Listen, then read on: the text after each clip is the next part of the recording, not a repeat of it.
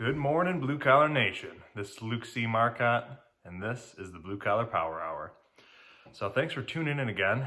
Make sure that you keep liking, subscribing, sharing, and tell your friends about it. Share it with your kids, grandparents, whoever, any friends, cousins, anybody that might be looking to get into the trades or maybe learn how to move up in the trades or anything of that sort.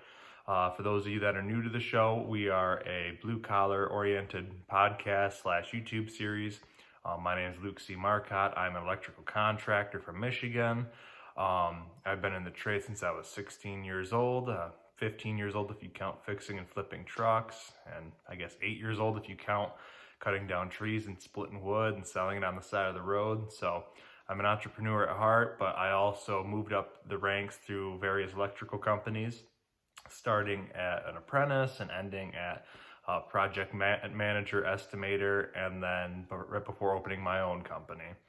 And so today we're going to actually talk about the different levels to companies in the trades, because if you followed the other videos I made in this series, you probably hear me talk about project managers, estimators, vice presidents, things of that sort. And it kind of occurred to me that maybe people don't know what those positions are, essentially, because when I started, I never knew, and even people at smaller companies probably don't even know what that is. I was lucky enough to work for a great larger contractor for my first electrical contractor, and so I got to learn a lot about these different positions. And so we'll just go over that a little bit today. And like I said, I'm in electrical, but it transitions into basically every other trade. And maybe if your trade doesn't have it necessarily, maybe it's a position that you can add in your company that will add value to you and your customers and create more streamlined processes. So I guess we'll just dive right into it.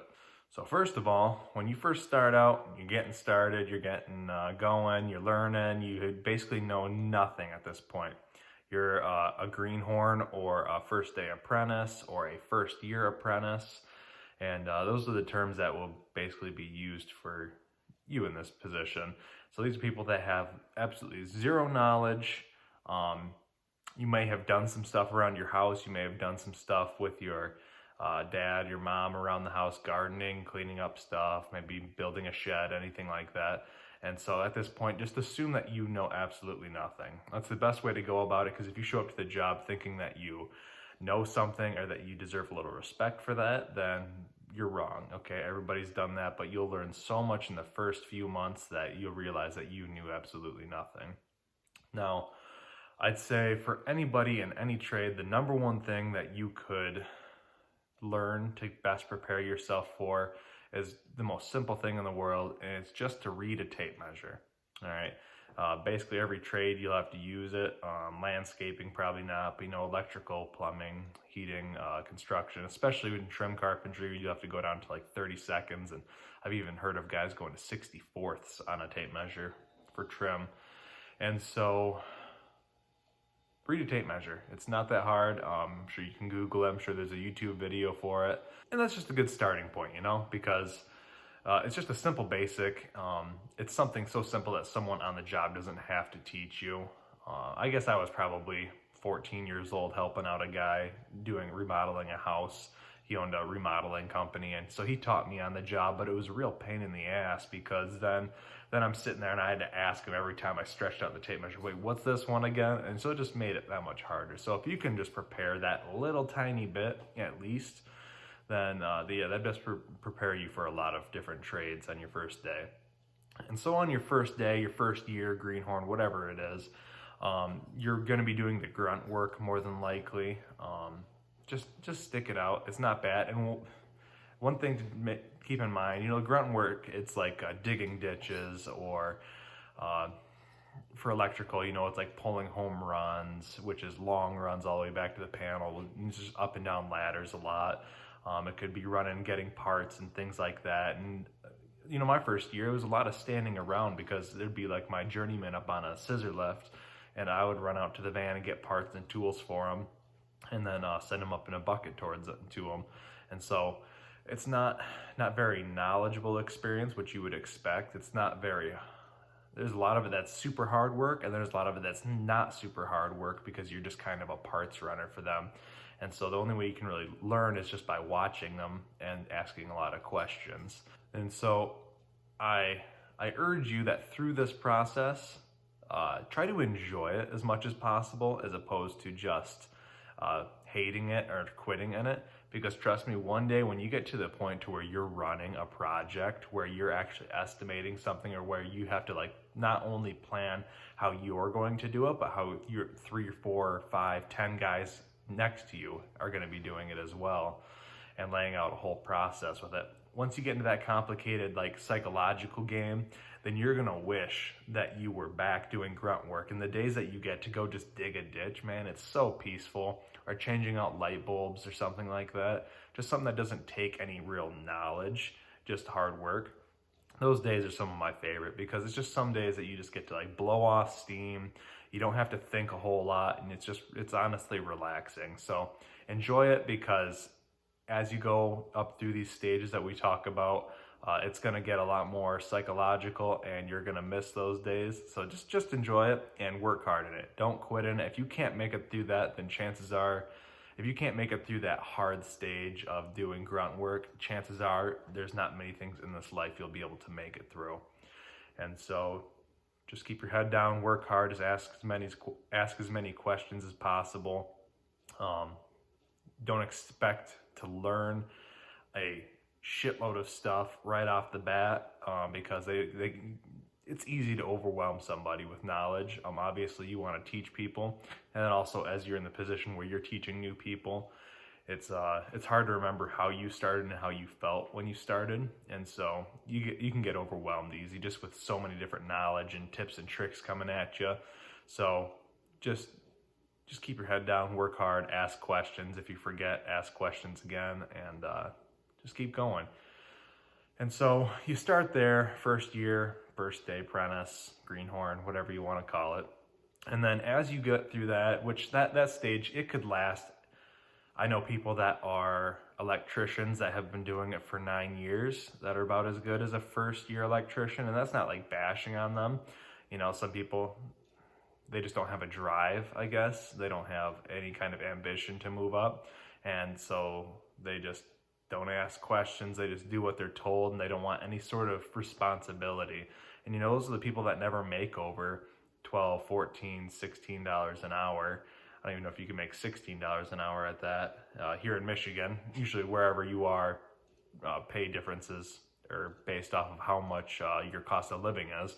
So it'd be different everywhere, but yeah, you'd never make much money doing that. And you know, some people do that their entire lives, and to each their own. It's if that's the life they want to live, then great, they're killing it. But so that stage, for me, it takes a long time for me to learn something.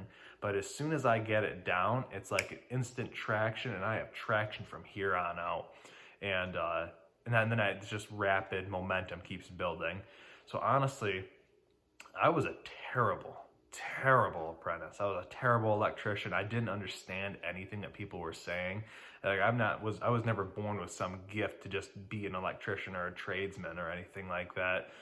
And so it was really hard for me to learn at first. And I want to say it took me, like I'd love to say, oh, it only took me 3 months, 6 months, 9 months. It would make me sound badass. It probably took me a year, and then I started getting a little bit of traction. But I would say I was a pretty shitty electrician until about 1.5 years, maybe all the way to 2 years.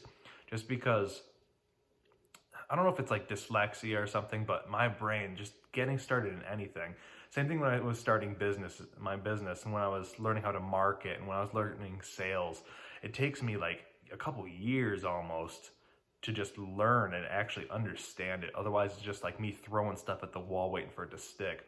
But then after I get it to stick, after a couple years and I figure it out, then like I said, then it's just rapid momentum going up like a hockey stick. And so it probably took me a good 1.5 years to get out of that first year stage. And then after that, you know, comes a whole nother set of trials and tribulations that you got to go through, which is awesome. It's all part of it. Don't look at me now and wish, oh, I wish I was him right now. Wish I'm going to be him in 7 years or I'm going to be him in 10 years or 5 years or whatever, because it takes time to do it. And you got to appreciate the whole process up, because life's a journey. It's not a destination. And so is a career. So you just got to enjoy it. But yeah, so it took me a while to get out of that first year apprentice mindset, I guess. I knew I instantly wanted to be running jobs as soon as possible, and I wanted to be a project manager. So ever since I got hired on at that first big company, that's what I was telling them from day one. I'm like, I want to be running jobs literally the day before I'm able to. I want to be a project manager the day before I'm able to, and things such as that. And so I'd say right around 2 years when I started running crews on jobs. And so, because with this big company, the projects I was on, it'd have anywhere from 10 to 60 employees just in our company on that one job site. And there'd be a few hundred employees, like probably 600-700 employees for different companies and different trades running around these factories or apartment complexes. And so then eventually, after, like I said, I started getting traction, I started making it. I always had a hard work ethic to me. And if you've seen the last video, I talked about how I would always show up 30 minutes early in great attitude, dressed nice, shirt was always tucked in, nice clean tools and everything like that, and a great attitude. And so people already liked me, but they would get mad at me for messing things up, which you would expect, but it's all part of the learning process. So starting off, when I started really getting it, and everybody knew, because I started doing things efficiently, I had to stop asking so many questions, and I was just doing things and figuring it out. And then I'd be sitting there with my foreman, and we'd be looking at a project, and they'd be looking at it, it's like, all right, we're gonna do it this way. And I'd be like, wait a minute, and wouldn't it be easier if we ran it this way and did it a different way, And you'd be like, yeah, it probably would be. Let's do it that way. And so then my mind started operating more efficiently, not necessarily than other people's, but it started operating more efficiently for me. And then that's when I kind of found out my God-given gift, you will, is being able to recognize patterns. So I have a very good memory, basically photographic memory. So I can remember how we did things or how I've seen things done. I'd be in a restaurant, see how they ran a conduit. And so then next time I would be on a job and I'd see something in that same similar situation, I would know exactly how we did it before or how I've seen it done before. And a lot of people, it's they kind of figure it out every single time. So it's kind of where I found my gift. And so after doing that, being on jobs, and I'm like, oh, what if we do it this way? And it was more efficient than what other people had thought. They're like, hey, let's give this kid a shot. And so then they started giving me crews to run. And so this is kind of the second stage. Well, I guess the second stage would be you're just a more advanced apprentice now. And so you're kind of up next to the foreman, where he's asking you questions like he was for me, because he's not going to ask a first-year apprentice that doesn't know anything. And so he's asking me questions like, all right, how should we do this? How do you want to do this? Who do you want to work with you on this? And so you kind of have a little bit of more responsibility, and your duty is basically then to work with a first-year apprentice and start teaching them the basics as well. And so, and this I'm trying to apply this to as many trades as possible. That's why I'm not saying just electrical, because honestly, a lot of this trade stuff is very cut and dry and similar as across all the trades. It's all basically labor, but obviously there's different codes for different states and for the whole country, obviously, in different cities in some areas. And so things are always done different, but I'm trying to cut this down to the basics at least, so that way it's easy to understand for anybody, no matter what trade you're going in. And so, for excavating, your foreman might be like, hey, how do we want to dig this ditch or dig this retaining wall or something like that and set it up, and how do we want to design it? So there's different ways to apply all of it. Just try and take the basics out of it and apply it to whatever trade you're in the position you're in. And so you got the greenhorn first-year apprentice, and then you go to the more advanced apprentice where you're doing that. And there's probably going to be more advanced apprentices on the job than there is going to be any kind of greenhorns, because you can't have too many new guys. Otherwise, you're going to spend the whole time teaching people. And so then after you have that more advanced process, you're kind of becoming more efficient. You can actually run wires without someone holding your hand the entire time. And this could be after, I've seen people as early as 3 months be in this position where they learned that fast, they got it and they were going. And I've seen people like myself that took me a year and a half to get to this position. And then I've seen people that are been in the trades for 20 years and they're still in this position. And so just kind of figure out where you want to be on this whole scale and aim for it and go for it. Because you need people on every step. It's not everybody's going to be at the top. Not everybody can be at the bottom. Not everybody can run a job, but not everybody can be a new apprentice every day. And so find out where you want to be and be the best person in that position you can be.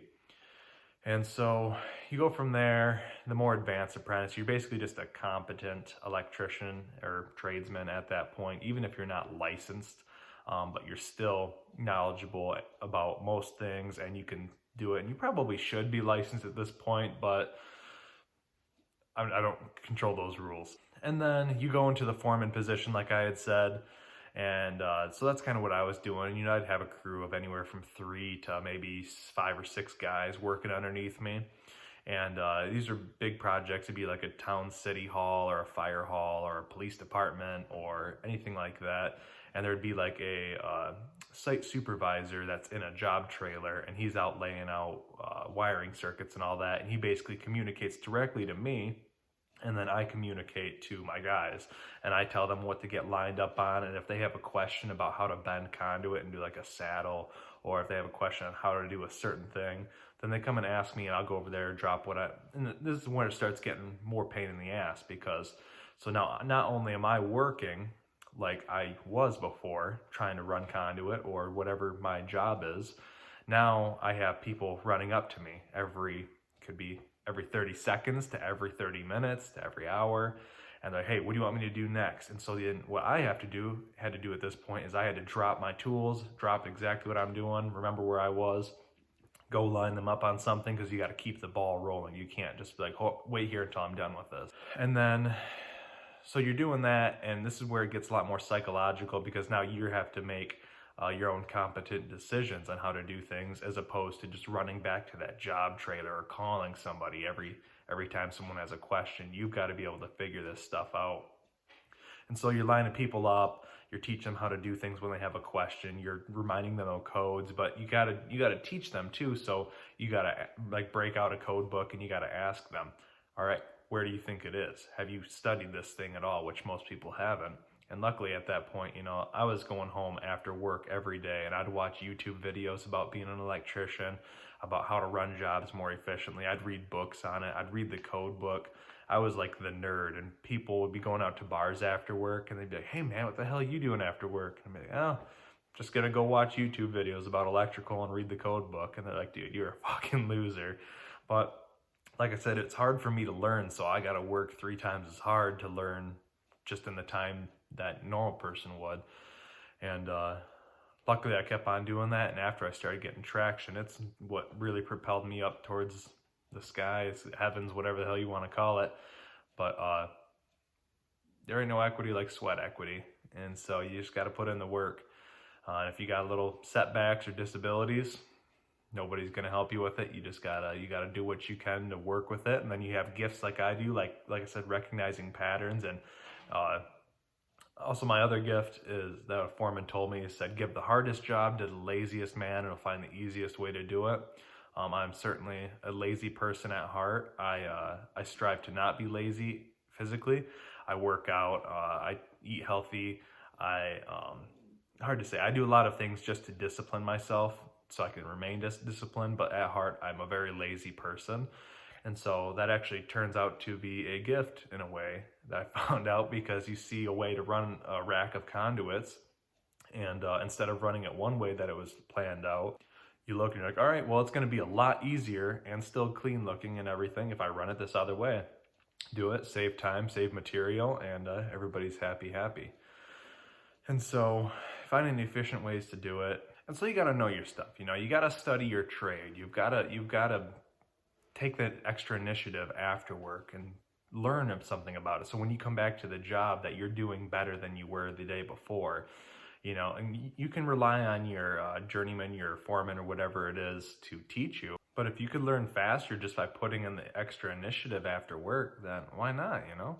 help you move up the ladder faster. I knew that I did not want to make $12 an hour for a few years. I knew that I didn't want to make $14 or $16 or $18 an hour for a few years. I wanted to be making the big bucks. By the time I was a third-year apprentice, I was making the top pay of the highest paid foreman of a large company. And it's because I had that much knowledge built up. I had worked that hard for it. And, I would be 19 or so at this time. Yeah, 19. And I have people come on my job that would be, 25, 26, 27, sometimes 40, 50. Yeah, I've even had 50-year-old apprentices that were learning from me. And I'm at 19 years old, and, I'm making good ass money, and I have a nice truck and a house that I'm remodeling and fixing it to flip it and things like that. And people would be pissed. They'd be mad at me. And you'd be like, how the hell are you in this position? It's like, how the hell you do that? But it's because it took the extra initiative. So we'll get into that in another episode. We'll continue on about these different stages. And so from the foreman position, like I said, there's usually like a site superintendent on larger projects on site.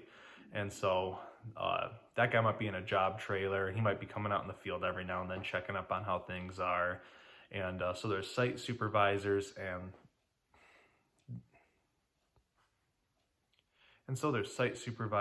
and they basically lay out, they have the whole blueprint. They're the ones that are laying out what you need to do, whether it's circuits or fire suppression lines or plumbing or HVAC runs, or how their concrete's going to be set up, or where they need to set the trusses for the buildings.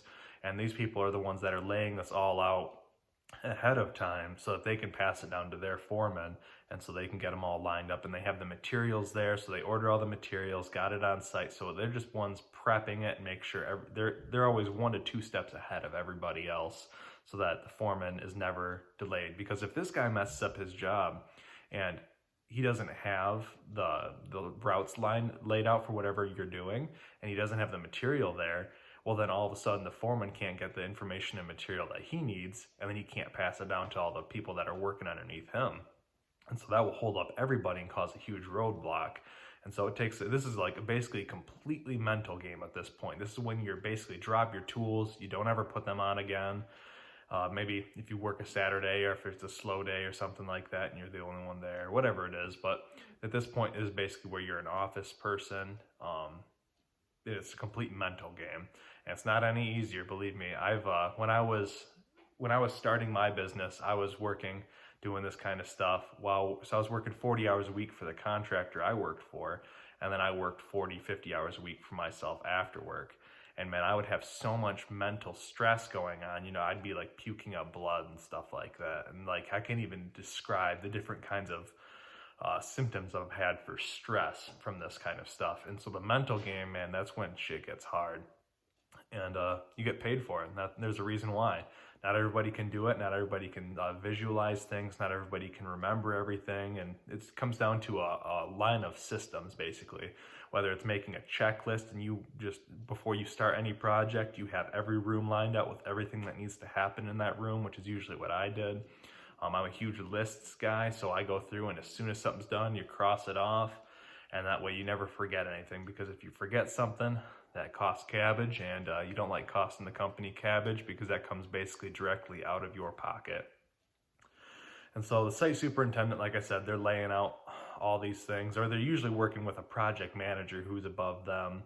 And a project manager was the one that is overseeing multiple projects, and they had probably initially laid out some stuff, but since the site superintendent is right there, right on site, he's able to see how things are going and see if the HVAC guys had moved something, and so he can maneuver things around and things of that sort. So that's a site superintendent. And then you go to a project manager, and sometimes a project manager and a site superintendent might be the same person, depending on the size of the company and how many large projects you have. And a project manager is someone that is usually in the office. They're the guys that have the nice work trucks. They drive around. They deal with the general contractor. They deal with the mechanical contractor, the other subcontractors on site.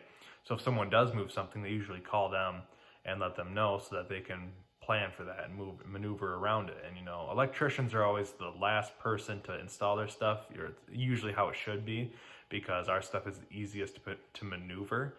And so we are always the ones that have to move our stuff around everybody else, which makes good sense, you know, because if you have a huge 8x4 duct line coming through, then yeah, it's gonna be easier to move a 1/2-inch conduit around that or one wire than to move that huge duct. And so project managers, generally, they have a few projects going on. It could be anywhere from one if they're just starting, and I've seen guys have 5 projects or so under their belt, and I'm sure there's guys out there that have had more.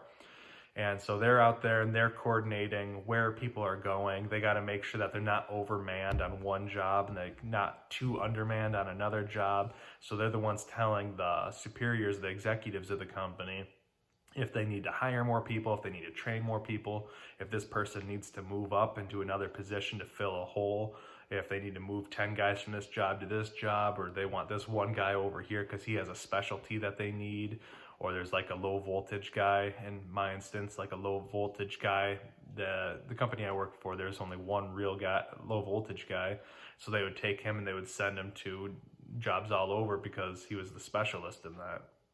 And so those guys are coordinating the manpower for the jobs. They lay out the jobs initially to pass it on to the site supervisor, or if the job's smaller and there's not a site supervisor necessarily, the project manager will lay out the blueprint and he'll send it to the foreman with a material list, and the foreman's job is then to get material for the job and go after that. And so you have the project manager. Then kind of off the side, I don't necessarily would say that they're above project managers or below foremen, but they're an estimator. And so an estimator is just I guess like a subset of it. And so an estimator's job is very important because, you know, you got to make sure that you win jobs and you got to make sure you bid them accurately, because if you bid them too low, company loses a bunch of money. And you don't like that. Nobody likes that. It just makes it harder on the entire company. And you want your company to survive. You want your company to thrive, because then the better the company does, the better you can do. And it opens up more roles for you to be able to move up too. Some people are like, well, I'm not getting anything off of it. It takes years of dedication and hard work for people to really realize it. Just because you bust ass for 3 months isn't going to mean anything to anybody. Anybody can go hard for a certain length of time, for a short length of time, to try and move up. Or if someone came and said, hey, if you work really hard for 75 days, then I'll move you up to this position. Anybody can do that. That's not even a challenge. The challenge is showing up every single day, working your absolute hardest, doing the best you possibly can do, no matter what, and eventually they'll move you up. But you got to be talking to people. In the last episode, we talked about relationships. You got to have relationships with people. All right, it's not a secret. It's not hard. It's just something you got to do. But you got to have the discipline, the work ethic, because in order to move up, winners move up. It's not just like anybody gets a participation trophy. This is hard work, this is real shit, and they can only afford for winners to move up that ladder.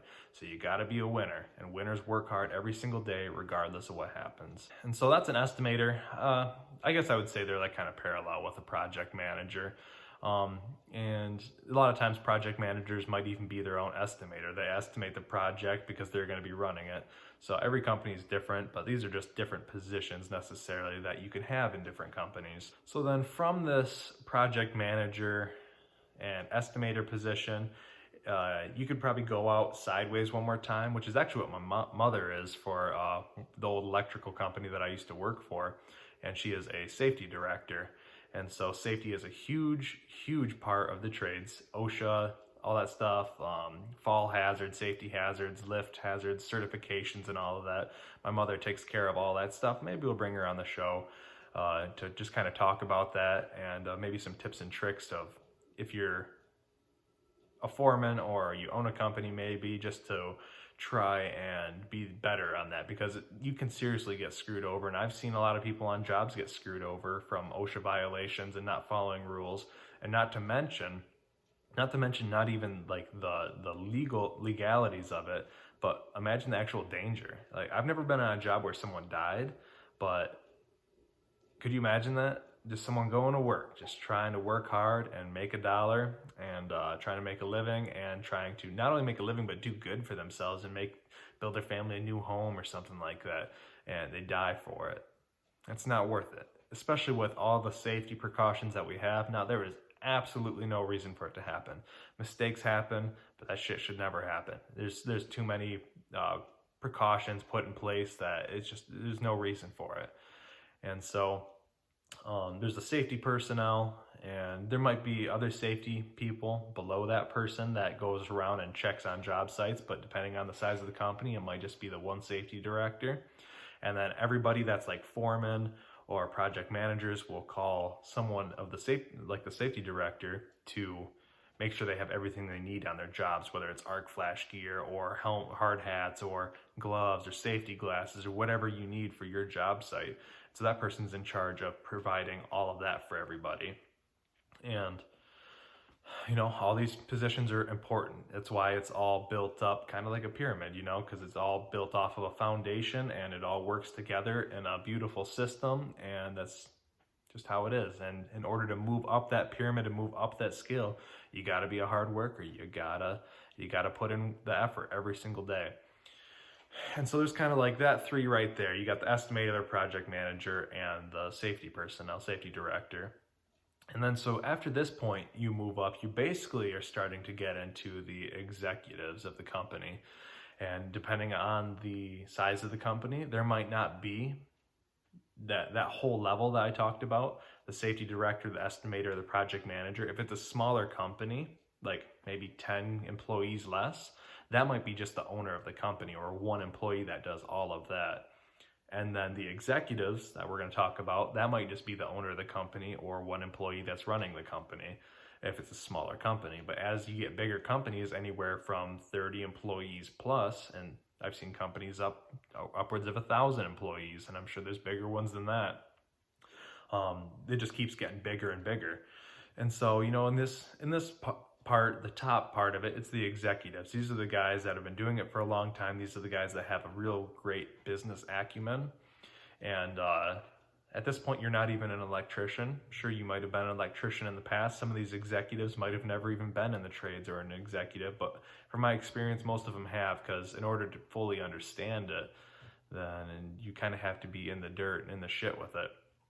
And so these are vice presidents of the company. This could be the vice president of finance. And so that person's job would be somewhere along the lines of how many tools can we afford? How do we buy these tools? Do we get a loan or do we use our cash flow to buy this stuff? Do we buy vans or do we lease vans? What kind of vans do we get? What's going to be the most affordable for what we need type thing?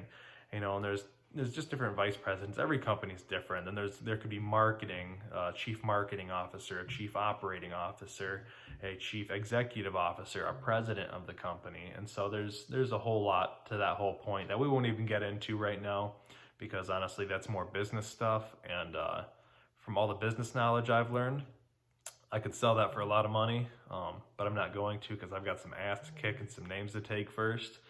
And maybe later on in life, I'll teach people about business, but as of right now, it's trade stuff, because this is the fun shit. And so those are basically all the levels you got. And I'm sure there's different companies that have different little subsets or different people that might help people. There's some people that is like a co-estimator I've seen, or a co-project manager, or a junior project manager, someone that's learning to be a project manager. And so there's different little subsets of all of these things. But that's basically the gist of it, you know.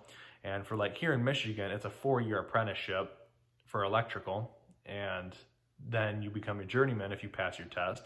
I've known people that have been apprentice for 8 years, 10 years, 20 years, 30 years. I know people that retired apprentices. But as soon as I was able to, literally the day after I was able to take my test, I was already applying and taking my test, and I passed it first try. You know, and then you got 2 more years, you got your master, and then you can get your contractor, and then plumber. It has like, I think plumber in Michigan here is like a 3-year apprenticeship to journeyman, and then 2 years more for master. And then HVAC, I think, is like a 2.5-year apprenticeship. And then there's trades like painting and concrete and things of that sort, where there's not really apprenticeship. And also for construction, such as building, like anything roofing, siding, you can just buy a builder's packet That comes with a 60-hour pre-licensure class. At least here in Michigan, you have to check with your own state and see what the regulations are. And I've taken my whole builder's test and everything like that, so I could have my builder's license. And so that you don't need experience as an apprenticeship necessarily, but in order to be a contractor, you have to have that builder's license. So I figured it'd be good to have it. And yeah, that's basically the gist of it. You know, there's different apprenticeships. Some might not even have apprenticeships, but most companies act as if apprenticeship isn't in place, because honestly, that's good, because what happens if there's someone like me that's really working hard and at 2 years they're ready to run a job, but there's someone that is already a journeyman necessarily and they don't work that hard, but they don't want to run a job. Well, who's going to be the better option to run a job? And so license doesn't really mean anything necessarily. It's just it's a nice way to, I guess, protect people, especially customers, from getting unlicensed people who just come in and do stuff, shady shit, hack shit you see on the TV all the time. You never want to be that guy. But yeah, so licenses, it's more for protection of people like myself or anybody that's in the trade. But, you know, everybody's got their own preferences. Everybody's doing their own thing. So to wrap up this video, that was basically the gist of it. Those were the different levels we have. And if you want to move up them levels, we'll keep talking about it in this podcast, in this YouTube series. So be sure to share it with your friends, tell people about it, share it on Instagram, whatever. If you want to follow me on Instagram, my name is Luke C. Marcotte. So just Luke C. Marcotte on there. Feel free to DM me. I'm always up talking about trade stuff with people. I'm from Detroit, Michigan, so if you're in Detroit, let's hook up. I love meeting new people, especially in the trades. I've had a lot of people help me get into the trades, so if there's any way I could help you, then that'd be great too. So, thanks for tuning in. It's been good. It's been great. Love it. Today's a good day, cold day. It's like 15 degrees out here in Michigan, so just got in from freezing my ass off, but got to run back out again, and we'll catch you next time.